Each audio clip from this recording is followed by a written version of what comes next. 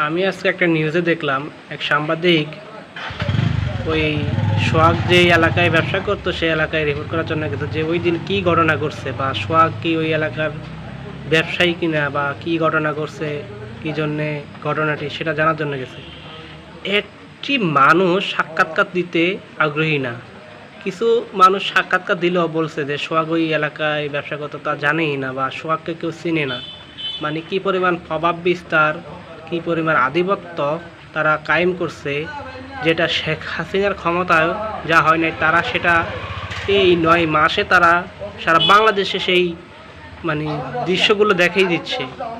যদি প্রভাব বিস্তার যদি এরকম নাই থাকতো তাহলে তো প্রকাশ্যে এইভাবে একটা মানুষকে রাস্তার মধ্যে নির্মমভাবে হত্যা করতে পারতো না।